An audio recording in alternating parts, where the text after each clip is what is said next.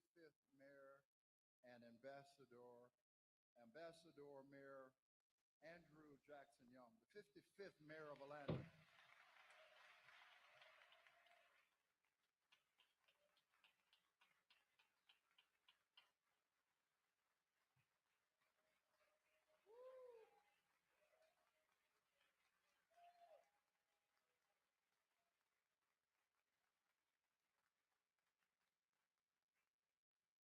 Mayor, don't go so fast. We might have to ticket you here, okay? Next, I want to introduce Mayor Bill Campbell, who is the 57th Mayor of Atlanta.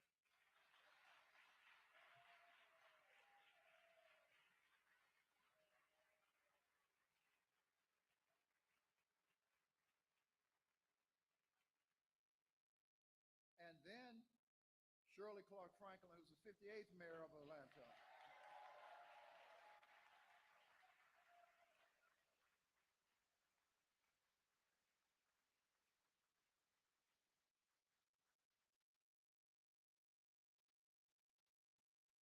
And next, I want to introduce Kasim Reed, who is the 59th Mayor of Atlanta.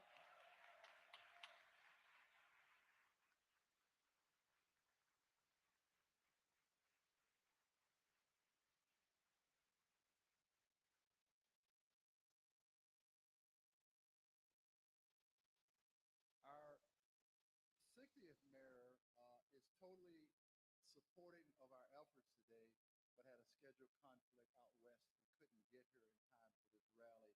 So I want to ask you to give Keisha Lance Bottoms a round of applause as well.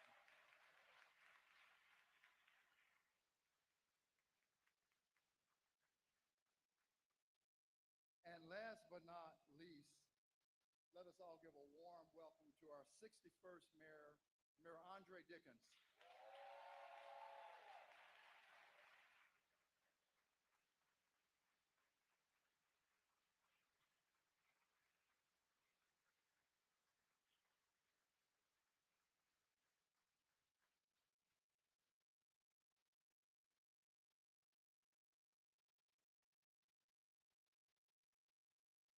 And now, Atlanta, let's give all of our platform guests one more warm round of applause.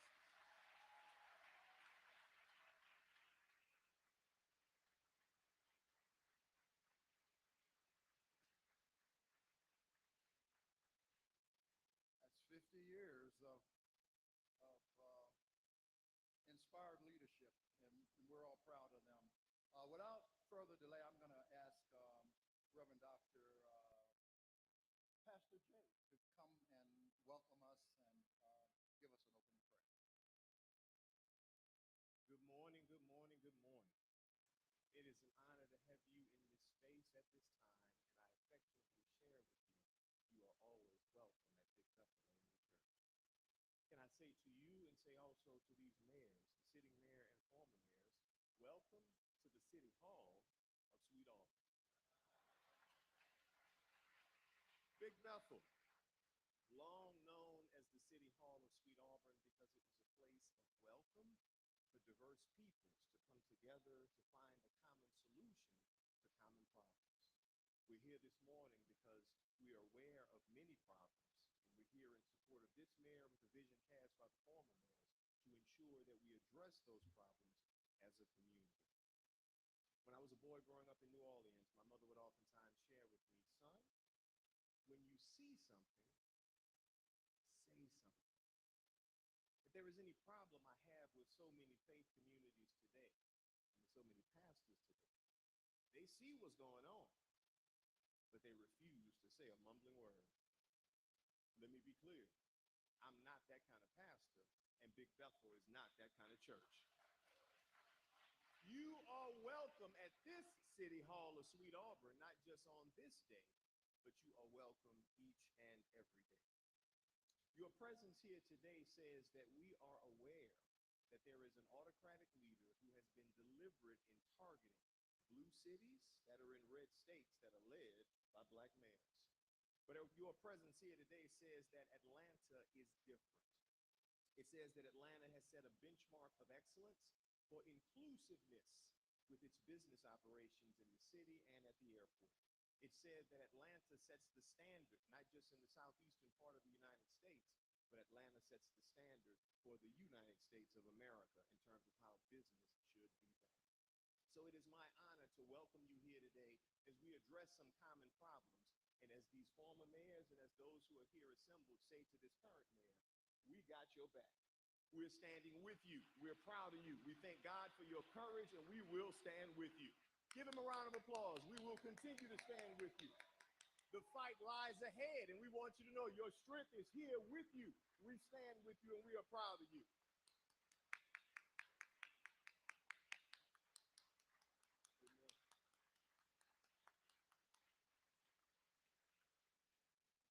Now, where I come from, you need a little armor when you get ready to fight.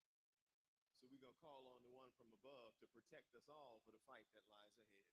If you will join me, heads are bowed, eyes are closed.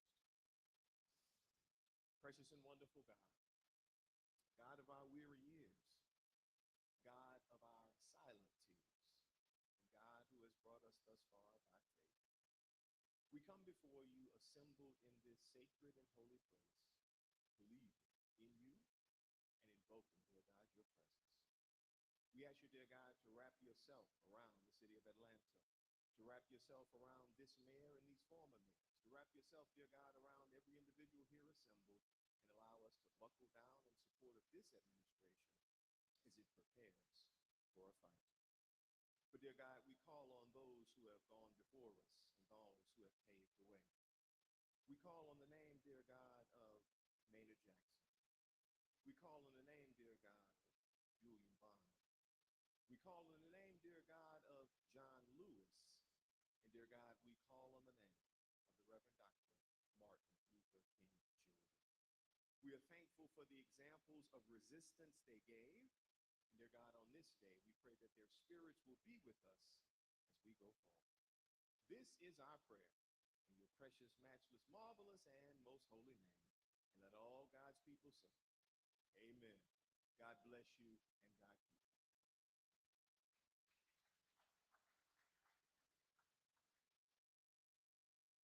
Good morning. I greet you in the name that is above every name. On behalf of Bishop Michael Leon Mitchell, the 134th elected and consecrated Bishop of the African Methodist Episcopal Church and presiding prelate of the 6th Episcopal District, which is the state of Georgia, today the time to act is now. We stand here in the cradle of civil rights, the birthplace of movements that changed not just a city, but have changed the world. From all of the peach trees, Auburn Avenue to Cascade Road, to Student Movement Boulevard, from the pulpits of our churches to the classrooms of our schools, Atlanta has always been more than a place on a map. It is a mood. It is a moral compass for this nation. But today, that compass has been tested. Across our state and across this country, we see a dangerous effort to roll back the very progress that generations before us prayed for, marched for, bled for. Just weeks ago, Atlanta made national headlines when our mayor and city leaders stood firm and said no to federal funds that come with strings attached, strings that would have forced the city to abandon its commitment to diversity, equity, and inclusion. That decision cost Atlanta $37 million, but it reminded us that some things are worth far more than money. Our soul is not for sale.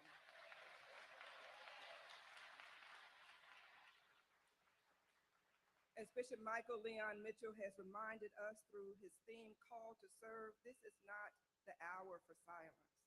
Service is not passive, it is prophetic. To serve is to stand for truth, to stand for justice, to stand for every child, every worker, every elder who depends on us to keep faith with the vision of those who came before us.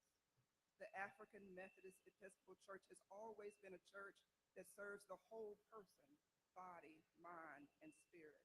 We were born in resistance, raised in resilience, and built to respond to moments just like this. From our over 400 congregations across the state of Georgia, We are called again to serve not in comfort, but in courage. So today, on behalf of Bishop Mitchell and the entire 6th Episcopal District, I'm calling upon every pastor, every clergy person, every steward, every deacon, every mother of the church, every trustee, every lay person to join this movement to protect the soul of Atlanta. Show up, speak out, stand together. Use your voice at the ballot box, your resources in your community, and your witness in every space where injustice tries to take toll. Atlanta cannot lose its soul, not on our watch. And as long as we are called to serve, we are called to stand. And so let us rise together, and not out of fear, but out of faith. Let us be the generation that kept the light burning, the faith living, and the promise alive. Because service is our calling, justice is our covenant, and the soul of Atlanta and the state of Georgia is worth fighting for. Amen.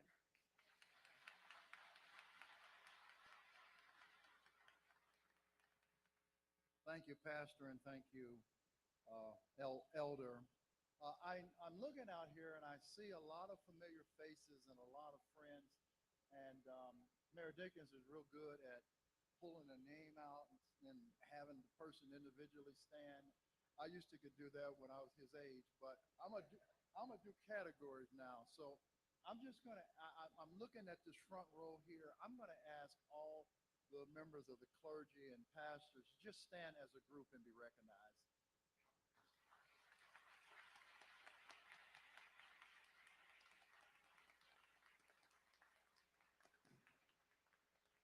I also see elected officials and former elected officials. So if you are currently an elected official or formerly was an elected official, would you please stand now and be recognized?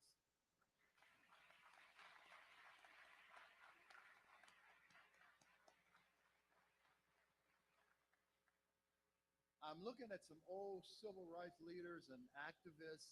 If you consider you're part of the civil rights or the activist movement in Atlanta or Georgia or anywhere in the United States, would you please stand now as a group and be recognized?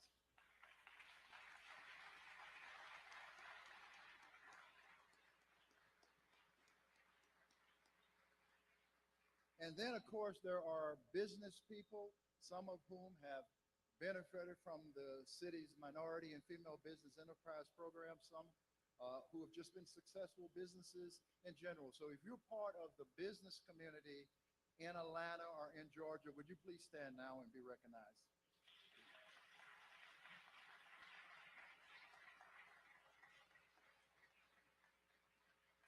Thank you all for being here. And there's one other group, and I'll just call them very important Atlantans. They may not be identified with any of the groups I've named, but they're very important Atlantans. If you're a member of the very important Atlantans group, would you please stand now and be recognized? That should be everybody.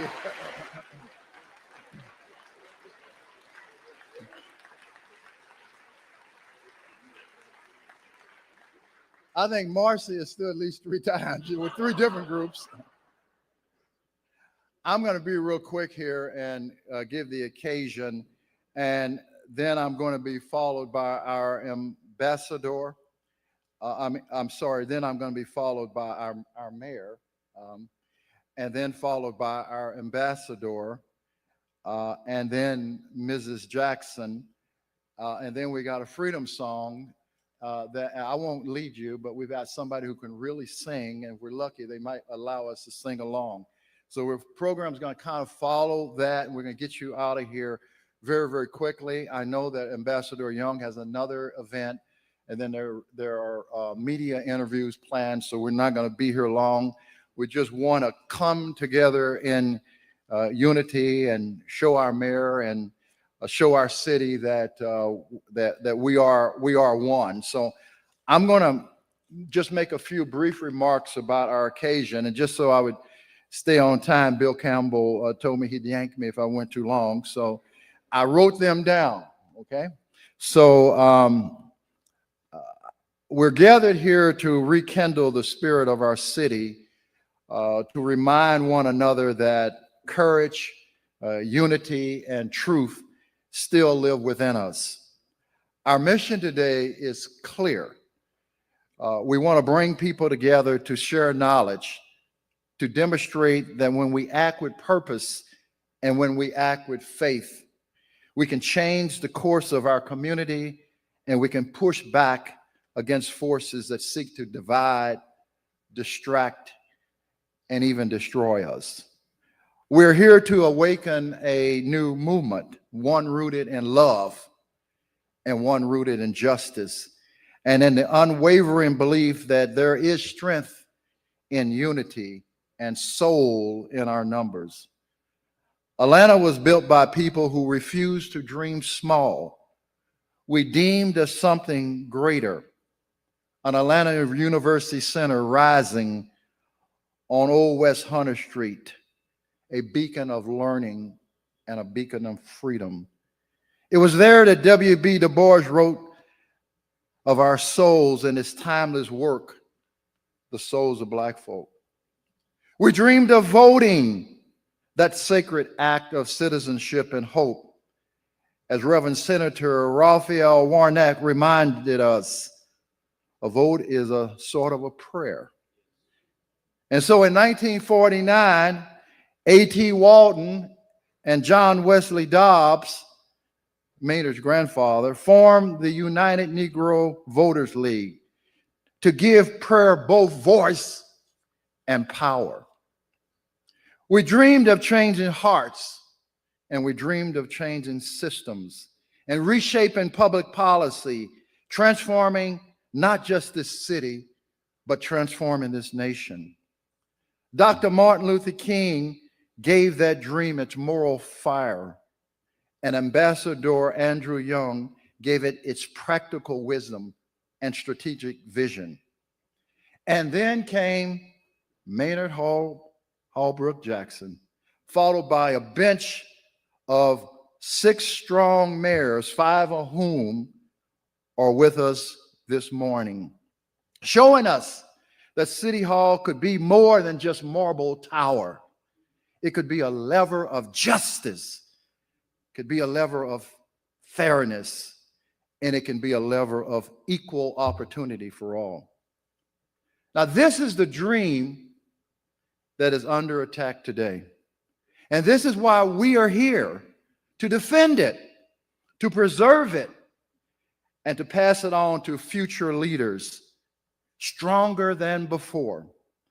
We will never, let me say this again, we will never deny the values that have not only made this city great, but have made this city just. And as the great jazz artist Gregory Porter sings, there will be no dying here today. There will be no love dying here today. And I say unto you, there will be no justice dying here today. There will be no fairness dying here today. There will be no dream deferred, no dream drying up like a raisin in the sun. Not today, not in this city, not on our watch. We are here.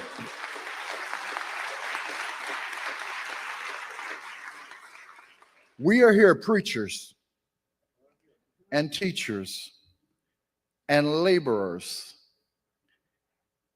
and labor leaders and employers and employees and public servants and private citizens, black and white and brown and yellow. We are the keepers of the dream and the inheritance from our ancestors. And we stand together this morning in unity, declaring that fairness, inclusion, and diversity are not slogans. They are Atlanta's DNA. They are who we are.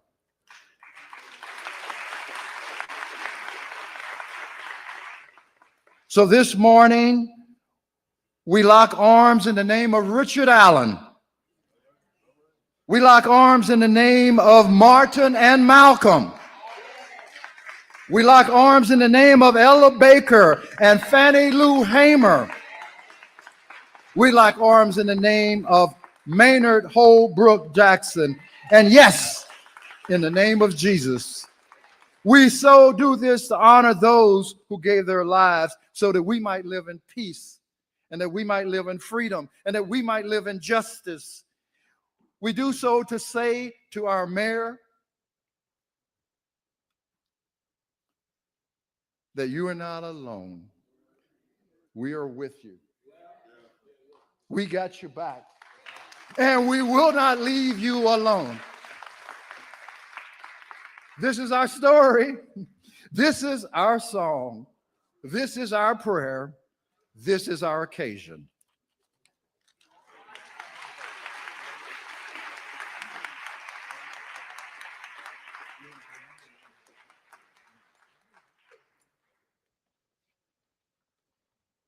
All right, good morning, good morning, good morning.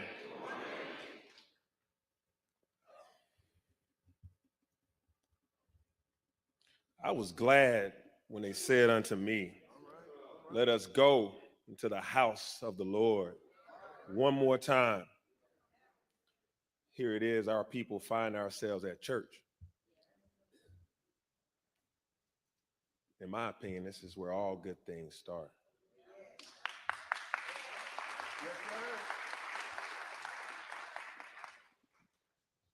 In this place, we find our center point, our North Star, and our ground zeros.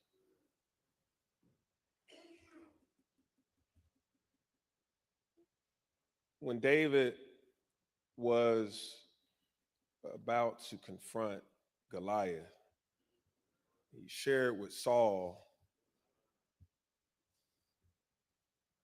that because he had slayed the bear and he had slayed the lion, he believed that God will allow him to slay Goliath.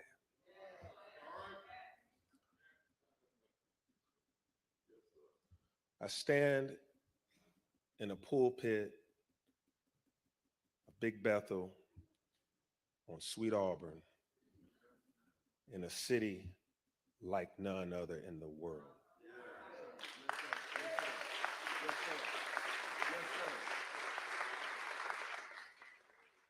I stand in a city that then and now is clearly the most consequential place in America. I stand with folks who have before had to slay the bear, slay a lion, so their faith have brought them to this place this day, because Goliath does not stand a chance in Atlanta on Sweet Auburn with a bunch of folk who have slayed bears, slayed lions, been there, done that, got the notes, got the t-shirt, some of the scars, but by God, victory is mine, saith the Lord.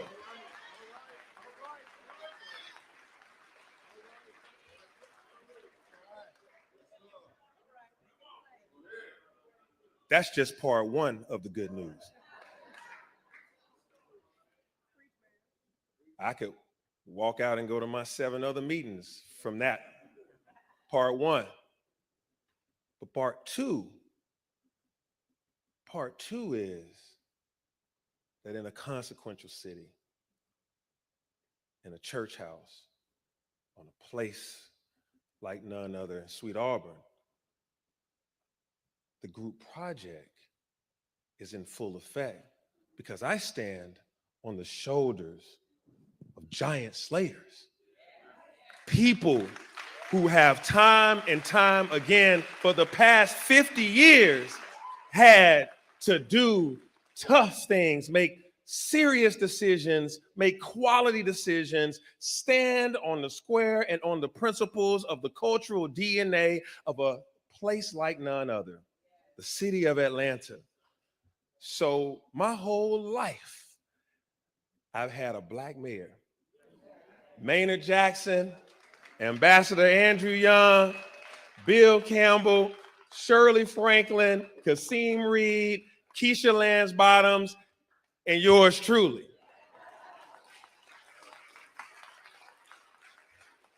And I'm glad Valerie Jackson is here because she has something to say too. So I stand in a square, not just because I've slayed a bear or I've slayed a lion that I can face Goliath. Part two is I'm happy because I got some soldiers, some folks that have done it before, some folks that have invoked you all to do it with them, so we don't have to do this alone. That's good news, part two. And third is the value of the folks that are in this room that roll up their sleeves every single day, the pastors that stand in pulpits every single Sunday and all throughout the week praying for folks and helping folks. And then the world's greatest city council. I'm looking at you all, Doug Shipman, Marcy Collier Overstreet, Andrea Boone, Matt Westmoreland. I saw Jason Winston, Liliana Battiari. I saw Lewis somewhere over on that side. Michael Julian Bond coming in the back. And Wayne Martin on the way. And anybody else that's running for something between now and Tuesday. You too, Rob Pitts. God bless you on Fulton County. And our school superintendent, that's of APS, and then our APS principals. We don't stand on these. I don't stand alone. And so this week, I'm thankful to Big Bethel and to the clergy here. I'm thankful to you, Jabari, Samama, and Nisha, for having this wisdom and this idea to bring us all together. Thank you. Let's give them a round of applause. Thank you all for letting us know, these electeds know, that you stand with us in these tough times. We are facing unprecedented times. Last week, I spent a good bit of my time dealing with a threat to childcare, the Head Start program, making phone calls. Courtney English, my chief of staff, and others, we trying to make sure that what the federal government is doing to people and not for people is not going to have us lose a Head Start program and all the momentum that we have with our early childhood education goals and all these activities. Spend a whole lot of time rallying nonprofits to fill in for the federal government. And then in about an hour and a half from now, we'll be making some announcements and declarations and some things that we're going to be doing around SNAP food stamps that are being stripped away, or an unprecedented time to not feed people. Sitting on money that they receive from every single American and not feeding folks. So in an hour or so, you'll hear about what we're doing in conjunction with so many others in this room. But we're spending time, I mean, folks call us about potholes most days. But we're spending time feeding the least, the less, the lost, making sure folks are housed, making sure child care is provided. And now we are in a fight around disadvantaged business programs. But again, as I say, we face the lion. We face the bear. And God Almighty, we will get through Goliath. Thank you.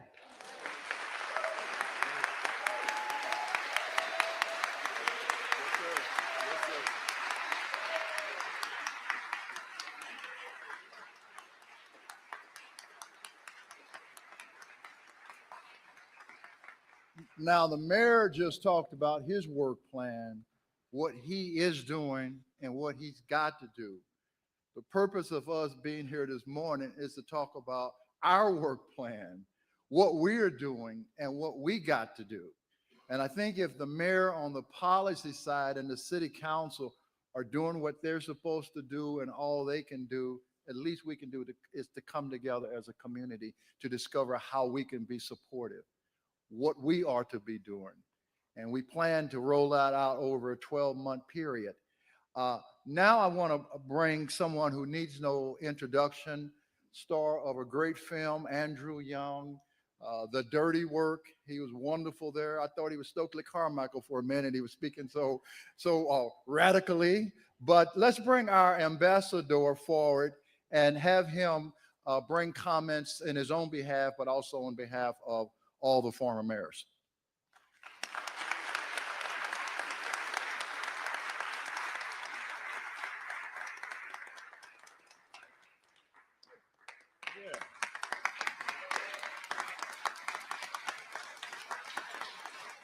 Let's give his freedom fighter a hand.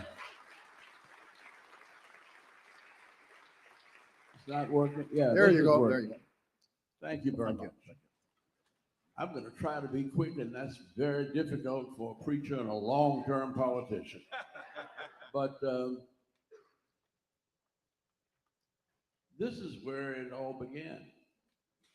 These ideas didn't come from Washington to us. It came from us to Washington. And I think we're holding up well. But let me just make a quick summary.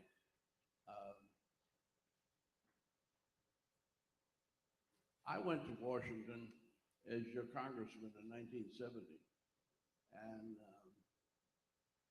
I was trying to get on the banking committee, and I got on the banking committee because I was trying to get some federal money to build an airport. And one day, I came out of Congress, and there was a young fella by the name of Bill Holland, and he said, I understand you're trying to get some money for the airport.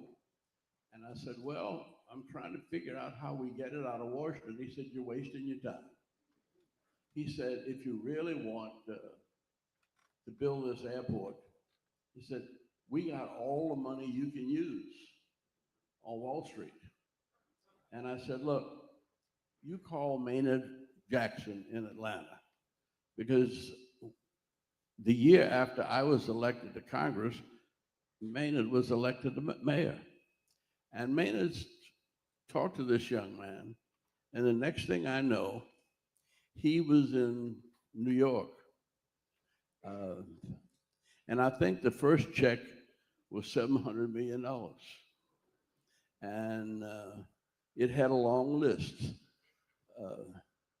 Delta, Eastern, United, American, everybody was on the list. And then down at the bottom, it was Hertz and Avis and Marriott. And at the last, on the bottom of the bottom,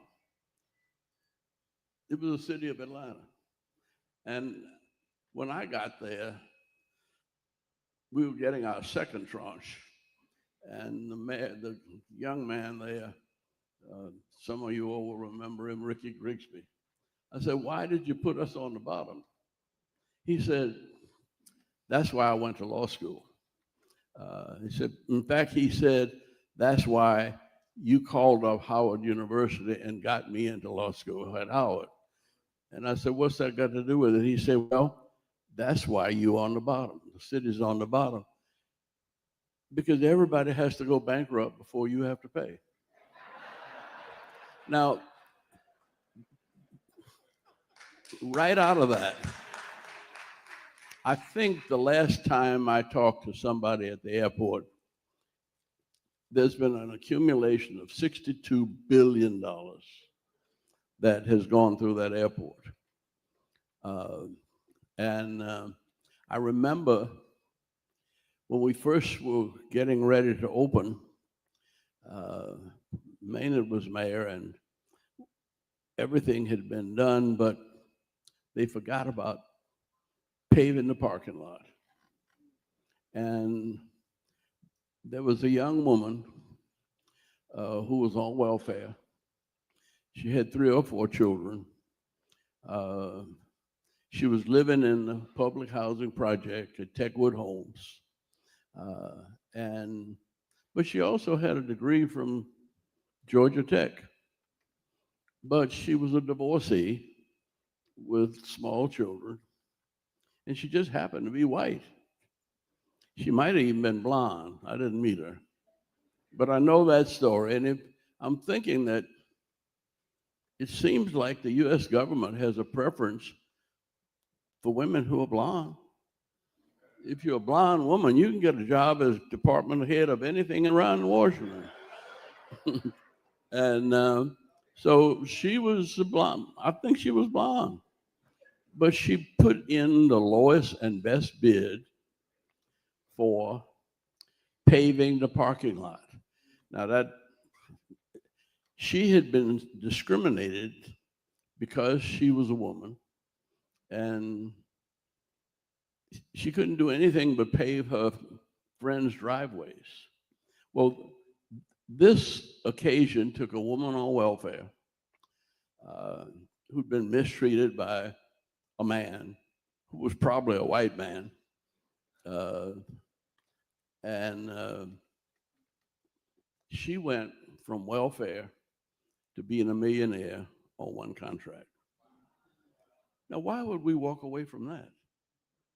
You know, when I was last in the airport, well, when I was mayor, there was a young lady by the name of Rita Samuels.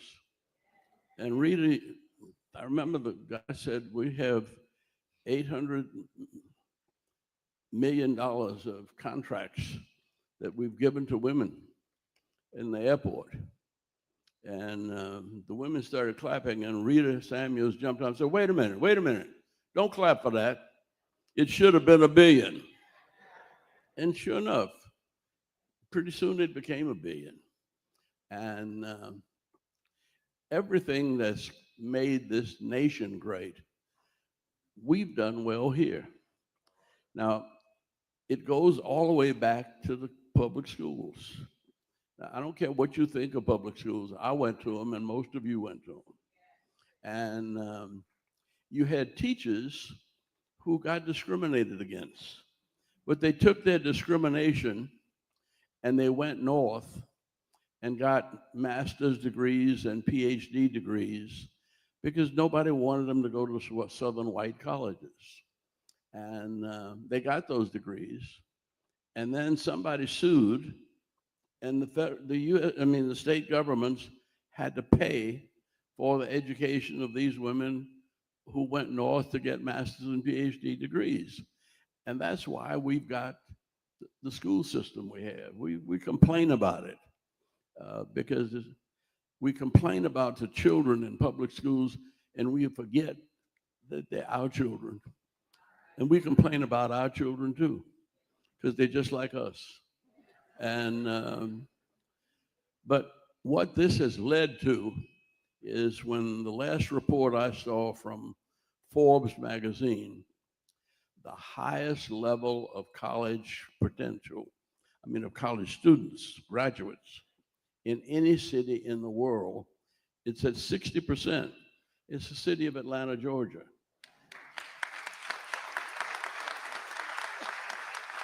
That came out of, I think, the fact that when we were discriminated, we found extraordinary ways to combat discrimination, and we went on and did it our way. Now, that's where we are now. We're not about to go back. We can't go back. um,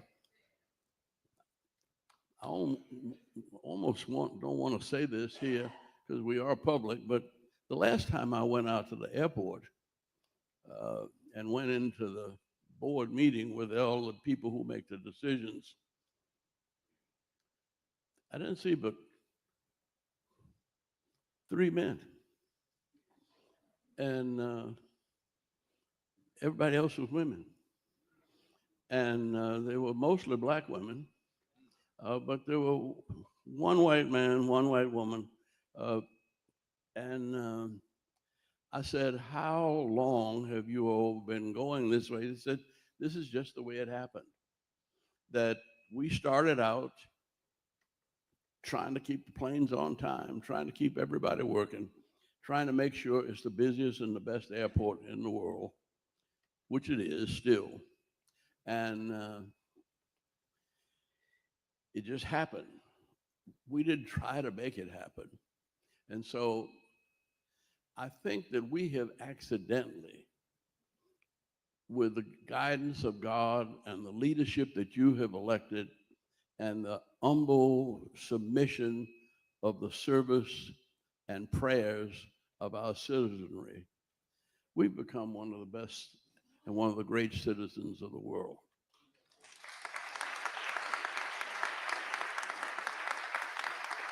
Now, we haven't all agreed.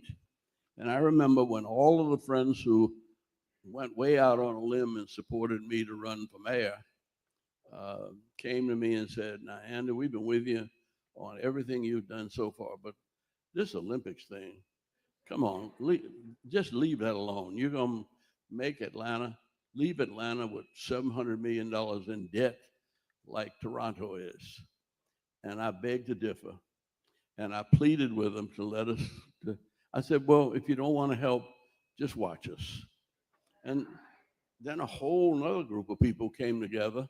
And before long, they were announcing that the Centennial Olympic Games were coming to Atlanta.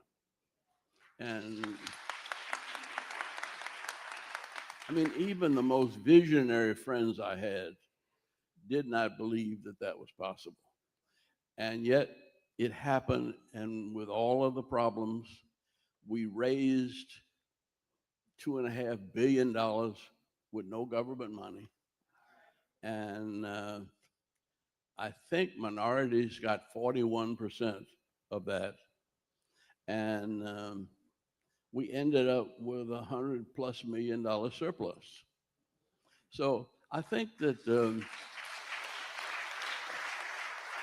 whatever they call it, I don't even know what the initials stand for, because we don't need initials. We have it in the spirit and in the heart and in the mind of Atlanta. And it's not a program, it's not a decision or congressional legislation, it's a way of life. And it's working so well. The only problems we have are the problems when we didn't rely on it. And that was when we got to arguing about the flag with Roy Barnes. And whatever you think about the flag is not important, but what I heard about every day, and you do too, is because of that, we lost an election, and we should have had Highway 485. 285 is 30 miles from the center of the city. 485 would have been 40 miles from the center of the city. And it would have taken all of these trucks off our expressways and out of our city streets and sent them around to Mobile and Savannah, which is where they want to go in the first place. And so I want to thank you for believing in God's messages put in your hearts and mind. And that's why we are who we are. And I don't care what anybody says. I'm going to stick. Jesus brought us this far. That's right. And we followed the Spirit, a Spirit that has led us closer together, regardless of race, creed, gender, or national origin, and made us one of the great cities of the world. And I thank God and I thank you. Let's keep on keeping on.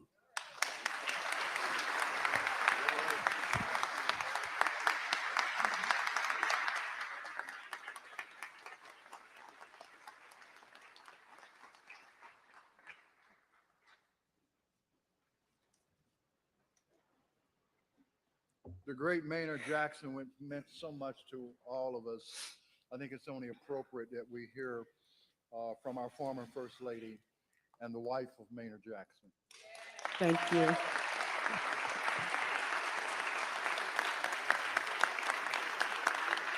Woo.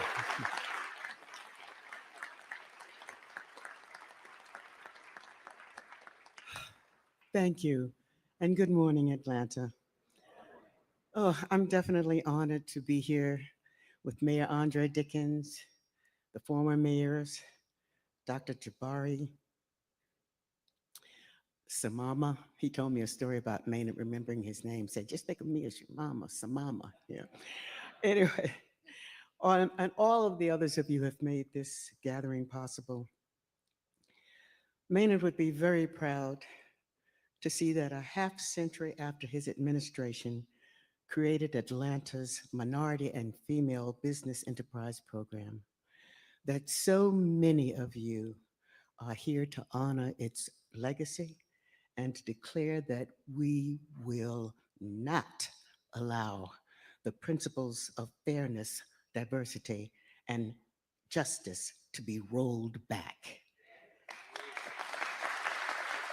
Now, you younger ones, I see a few who look like they might be under 40.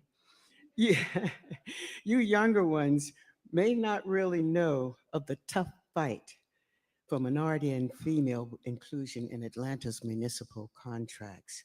In a city that was 51% Black, less than one half of 1% of contracts went to minorities and women. Maynard wouldn't stand for that. Maynard's politics of inclusion became a model not only for the state, but the nation. In 1983, the US Congress passed a law that mandated any city or state that received federal transportation funds would have to allocate at least 10% of those funds to minorities and women. It went all the way up to DC and even beyond. If we stop valuing diversity, we not only hurt our economy, we betray the very spirit of justice and opportunity that defines Atlanta's identity. We cannot let that image fade due to a lack of action in response to today's challenges. We must unite our strengths and resist the injustice we face in having equal opportunities erased or rolled back. Maynard often said, we have to fight to get free and fight to stay free. Today, 50 years later, we are called to continue that fight, not just for the DEI program, but for the moral clarity and unity that built Atlanta. To be part of a larger struggle for equity across this state and nation. Some call us woke, but are we? Are some of us falling asleep on the job while others are rebuilding barriers? Today, 50 years later, we're called to continue that fight because it's not just about jobs, but about dignity also. Years ago, I was walking through Hartsfield Jackson, and an elderly man ran after me, Miss Jackson, Miss Jackson.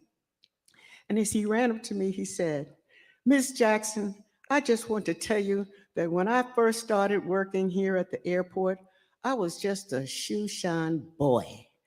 But your husband made it possible for me to learn how to write a proposal and to write a proposal for my shoe shine stand. And Ms. Jackson, I went from being a shoe shine boy to a businessman. That's what I'm talking about. Woo! The pride and dignity that I saw on his face, I'll never forget. I was touched by him and the many others who've told me similar stories. Andy, your story about the woman who got the parking lot, the paved parking lot, reminded me of a young man that I made an award to at the Maynard Jackson Legacy Awards at the airport a couple of years ago. And I talked about how Maynard was facing all of these major companies. And they kept saying, well, Mr. Mayor, we just can't find qualified people to work with, qualified contractors. And so Maynard told them, and I digress here, and please forgive me for the length of my talk. But Maynard told them, he said, gentlemen, and they were all white, no offense. He said, gentlemen, I have walked every inch of this airport, and from what I see, 75% of it are runways. And what is a runway? But a long driveway. And we can do driveways. And after that talk, one of the awardees came to me, he said, Miss Jackson, I just want to tell you that I was one of those people that made driveways. And he said, and I got a contract with the city through the Equal Opportunity Program. And he said, and I have now been involved with 3 runways laying the ground. So, all right, back to the businessman. Whew. That businessman, that now elderly, proud businessman, reminded me of others who have talked about their Maynard stories and the many women who Maynard opened doors for at City Hall and led to significant corporate careers like Ingrid Saunders Jones at Coca-Cola, or female contractors like Karen Duckett, a woman of color who helped to design the new terminal, paving the way for Jan Lennon, who is now the deputy general manager, a woman of color, for Hartsfield Jackson. Now, actually, she runs the airport, but don't tell Ricky Smith, who's the general manager, that I said that, okay? You'll probably hear it anyway. Maynard also gave Stacey Abrams her first job in politics as the student coordinator between City Hall and the HBCU schools. Maynard's politics of inclusion meant unity, individuals and groups forming a complex whole for a better outcome. And we here today may not always be on the same page, but we're in the same book and we're on the right track. Although Mark Twain once said, you may be on the right track, but if you just sit there, you'll get run over. So we have got to act, we have got to move, and today here, coming together to create a stronger force, a unified action, resisting efforts to eliminate diversity, equity, and the politics of inclusion. I know you Morehouse men are familiar with Dr. Benjamin E. Mays saying, if you believe in something, you've got to act on it. If you don't act on it, it's not a belief, it's an opinion. And I tell you, I know that we've got no shortage of opinionated people. But so what we need now are more believers. Your actions today will not just impact Atlanta's future, but will extend to the state and even the nation in its service, as did Maynard's. I lost my first love, a Marine, in the Vietnam War. And he came back home in a casket draped with the American flag, recognizing his service to the nation. And when I lost Maynard, my last love, but I still love him every day. When his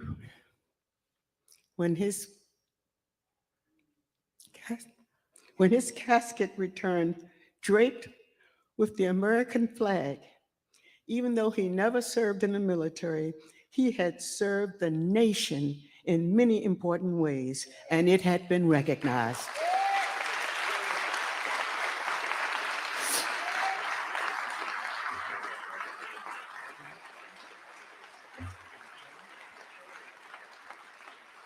Thank you. And on behalf of our family and our daughters, Brooke and Alexandra, are here with me today. On behalf of our families, I thank each of you for honoring the vision God placed in Maynard's heart and for living out that vision through your own leadership and service. May you find the same courage that Maynard found to continue to the work that he began. He gave us a powerful beginning. It's up to us now to sustain it and carry it forward. Thank you for being a part of this critical journey of unity and action. I stand with you in solidarity, in truth, and in power. May God continue to bless us with strong leaders and even stronger citizens. With love, thank you. Thank you. I'm sorry I went over. Beautiful, beautiful. Richard Morton. Just want to say this before we close. We need all the mayors to come up front. We're going to take one photo op with Andy as we sing the Freedom Song, and I'm sure Richard Morton's going to engage all of us in a spirited way of closing this out. This is only the kickoff. This is not the end. I think most of you who have registered, we have a way of contacting you. If you did not register, please leave a way for us to contact you outside at the front desk. Not the end, only the beginning. Richard, come to us and bring us off. Can I say one thing? Yes, Mayor. Well, absolutely. Well, it's really two things. Okay. Might be three by the time the Holy Spirit get me, I get going again. But one is we got to wish a happy birthday to Azira Hill. If we're standing here, as Jesse Hill was right there, so was Miss Azira. Stand up, Miss Azira. Stand up. 100 years old, 100 years young. 102 now, 102. Talking about the civil rights movement and the fight for justice all her life. Thank you. And second point, and it's a lot of important folks, and I'm glad you had everybody stand. Everybody in this room is important. And one thing that all of us can do is go vote. It's voting time. It's voting time all over Atlanta, all over Georgia. It's voting time. So while you're trying to figure out what all we're going to give you as your homework to do as we go out here to continue our fight for freedom, justice, liberation, and to make sure that all things about equity and inclusion continues to happen. But one thing you can do is between now and Tuesday is make sure you and all your friends go vote. Y'all got that? All right, let's go vote.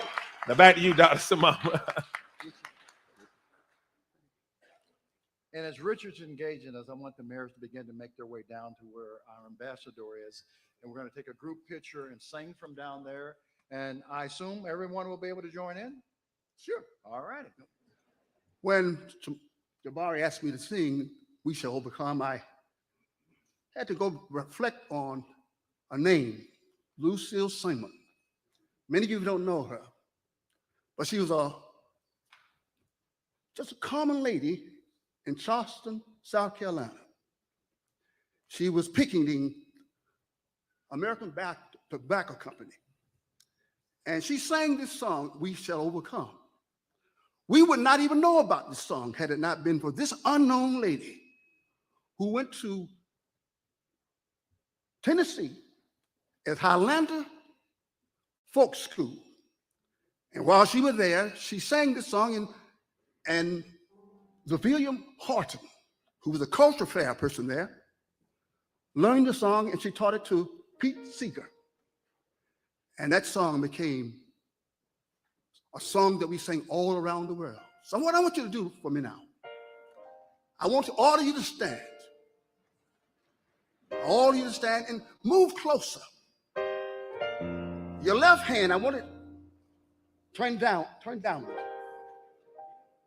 Your right hand, turn up. So you can grab the hand of the next person to you. Come on over.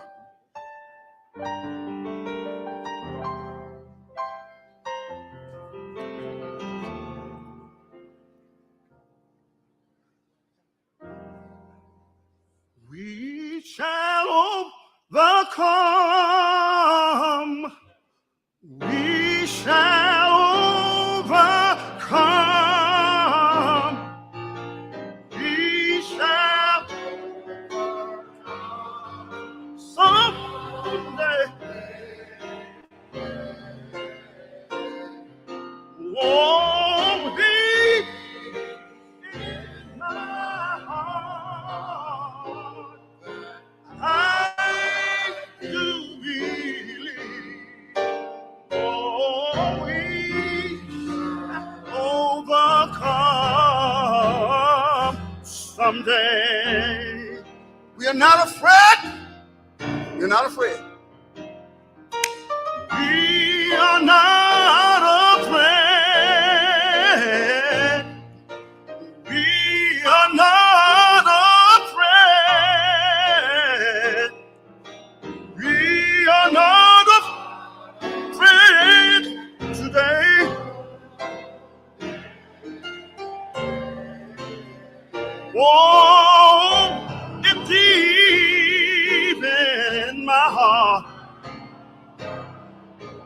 I do believe we shall overcome someday. We are not afraid. Oh, we are not afraid. Oh, we are not afraid. We're not afraid.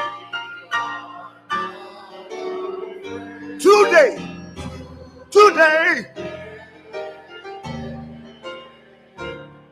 oh, it's deep in my heart. I do believe that we shall overcome someday.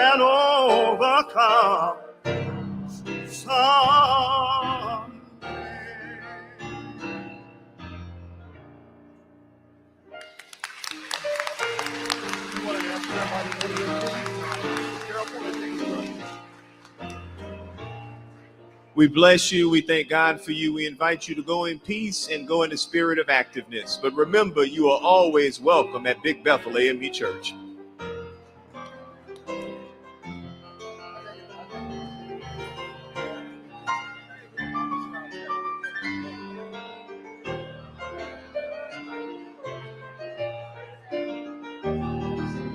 You never know.